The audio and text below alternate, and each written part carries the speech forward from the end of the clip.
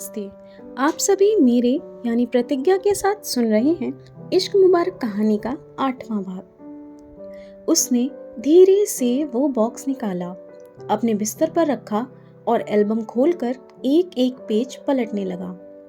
Album में सगाई से लेकर शादी और रिसेप्शन तक हर एक रस्म की फोटो थी। कितनी खुश थी धृति, देखो तो जरा। सगाई में सुंदर से प्याजी रंग के शीशे वाले कामदार लहंगे में पार्लर से सजी धृति के चेहरे पर फैली मुस्कान और होठों के बीच दिख रहे सफेद मोती जैसे दांत मेकअप से भी ज्यादा चमक रहे थे। वो जरा सी भी शर्मीली नहीं थी। उसकी हर तस्वीर में उसकी खिलखिलाहट आकाश साफ सुन सकता था और आकाश उससे देखकर तो लग रहा था कि किसी ने मार पीट कर धकेल कर उसे धृति के पास बैठा दिया था। आकाश अपनी तस्वीरों पर नजर ही नहीं डाल रहा था। धृति की हल्दी पीली साड़ी में सजी गेंदों के फूलों के गहने पहने हुए खुद फूलों का प्यारा सा गुलदस्ता लग रही थी। उसकी माँ, चाची, बहनें और उसकी सहेलियां उसके अंग अंग पर हल्दी का लेप लगा रही थी। पहली बार आकाश ने धृति को नजर भर के देखा था। उफ, कितनी खूबसूरत है ये लड़की। उसकी मेहंदी जिसके बीच कहीं छोटा सा ए जरूर लिखा होगा। कितनी तमन्ना रही होगी धृति की कि शादी की पहली रात उसका पति उसकी मेहंदी में अपना नाम ढूंढेगा। मेहंदी का रंग उतर गया लेकिन पति की बेरुखी नहीं गई। आज पहली बार आकाश उसकी मेहंदी की बड़ी सी तस्वीर में अपना नाम ढूंढ रहा था। बहुत ढूंढने के बाद धृति की कलाई के पास बेल बूटों में छुपा ए आखिरकार उसने ढूंढ ही लिया। आकाश इतना खुश था मानो बहुत बड़ा तीर मार लिया हो। उसने आगे पन्ने पलटे।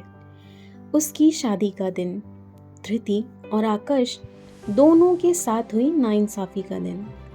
आकाश अपनी तस्वीरों को तो देखना ही नहीं चाहता था, बस धृति को देखे जा रहा था। आकाश के घर से गए सुंदर मरून रंग के भारी घेर वाले लहंगे में वेलवेट का साइड दुपट्टा डाले धृति परियों की दुनिया की राजकुमारी सी लग रही थी। अपनी शादी में भी जो लाज हया दुल्हन के चेहरे पर होती है वो बिल्कुल गायब थी। उसकी जगह दो कंचे जैसी चमक रही शैतान आंखें और कानों तक फैली मुस्कुराहट उसके बचपने और मासूमियत का जीता जागता सबूत दे रही थी। आकाश ने धीरे से अपना हाथ उसकी तस्वीर पर फेरा और उसके होठों पर खुद ब खुद एक प्यारी सी मुस्कान तैर गई। आगे के पन्नों पर धृति और आकाश के फेरे थे। पीली साड़ी में लिपटी सोने का छोटा सा मांग टीका लगाए सिंधौरा लिए हुए धृति पीठ पर लाल रंग की चुन्नी ओढ़े हुए थी। साड़ी पहने हुए छरहरे बदन की धृति और ऊपर से मासूम सा चेहरा। उम्र भले ही 20 थी लेकिन कोई उसे 16 से ज्यादा का नहीं कह सकता था। दूसरी तरफ 6 फुट का तगड़ा तंदुरुस्त आकाश। फेरों के बीच जब धान डाले जा रहे थे तो आकाश को धृति के पीछे खड़े होकर सूप से धान डालने थे। तस्वीर में उसके आगे खड़ी धृति आकाश के सामने छोटी सी गुड़िया लग रही थी। आकाश के चौड़े कंधे धृति के कंधों के दोनों तरफ से साफ दिखाई दे रहे थे। धृति का चेहरा तो उसके सीने तक ही आ पा रहा था। इसके बाद आगे के पन्नों पर धृति की विदाई थी। विदाई के दिन उसने ससुराल से आई भारी भरकम लाल सितारों वाली साड़ी पहनी थी। कितनी सुंदर लग रही थी और कितने सुंदर लग रहे थे काजल लगे उसके 2 सुंदर सुंदर नैन। ये जो किताबों में मृगनयनी कहकर नायिकाओं को संबोधित किया जाता है ना, इनकी आंखें जरूर धृति जैसी रही होंगी। कितने आंसू उमड़े हुए थे उन काजल भरी गोल मटोल आंखों में। अपनी शादी तक खिलखिला कर हंस रही धृति तस्वीरों में अपने पिता से लिपट लिपट कर रो रही थी। पंडित जी भी आंखों से आंसू पोंछते हुए अपनी लाडली को कार में बैठाने की कोशिश कर रहे थे।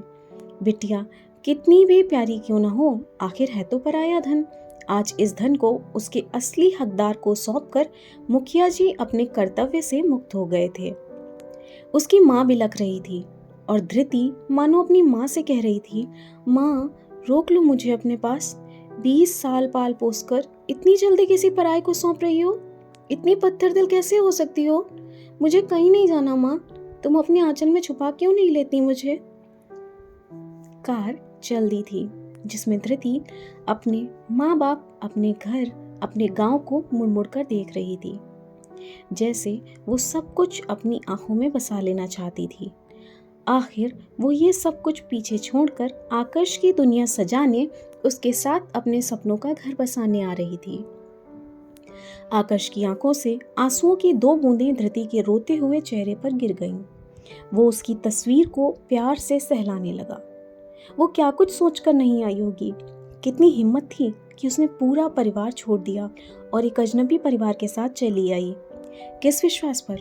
यही सोचकर ना कि उसका पति, उसका नया परिवार उसे भरपूर प्यार देगा, मायके की कमी नहीं महसूस होने देगा। पर बदले में आकर्ष ने उसे क्या दिया? सिर्फ चिढ़न, नफरत, बेइज्जती और हर बात पर झिड़क। कैसे यह सब सहकर भी चुप बनी रहती है वो? क्या उसे अपने घर की याद नहीं आती होगी? अगले पन्नों पर धृति का गृह प्रवेश मुंह दिखाई की रस्में थीं। आकर्ष इन रस्मों में ना के बराबर ही था। शादी का उत्साह तो उसे यूं भी नहीं था, लेकिन आज वो इस बात का अफसोस कर रहा था। एल्बम खत्म हो गया। पीछे के कवर पर उसकी और धृति की एक बड़ी सी तस्वीर लगी थी। एक बार फिर उसने तस्वीर को गौर से निहारा और एल्बम को बॉक्स में बंद करके लेट गया। आंखें मूंदी तो उसे अपनी सुहागरात याद आ गई। कैसे उसके कमरे को खुशबूदार फूलों से सजाया गया था और उसकी माँ ने धृति को सजा सवार कर उसके बिस्तर पर बैठा दिया था। धृति उस रात धानी रंग की लाल बॉर्डर वाली सुंदर सी साड़ी और पीले रंग की शॉल ओढ़े हुए थी। उसने पूरा श्रृंगार किया हुआ था। जब आकर्ष कमरे में आया तो वो नशे में धुत था। अपनी इस जबरदस्ती की शादी का गम मिटाने के लिए उसने पी रखी थी। कमरे में घुसते ही उसका पांव दरवाजे से टकराया और वो लड़खड़ा गया। धृति की हंसी छूट गई। बजाय सुहाग सेज पर बैठी लड़की की तरह शर्माने के, धृति आदतन दांत निपोर कर हंस दी। उसकी हंसी आकर्ष के घावों पर नमक की तरह जा लगी। आकर्ष का गुस्सा 7वें आसमान पर पहुंच गया। ए तुम, हाँ मेरे बेड पर क्या कर रही हो तुम?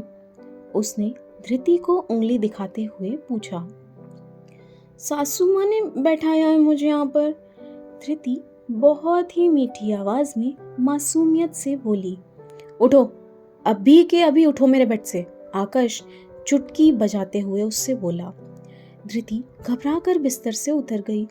तो मैं कहाँ जाऊं? इतनी बड़ी जमीन पड़ी है, जहां मन हो वहां सो जाओ। वैसे भी गंवार हो, इतने अच्छे बिस्तर पर सोने की आदत तो होगी ही नहीं तुम्हें।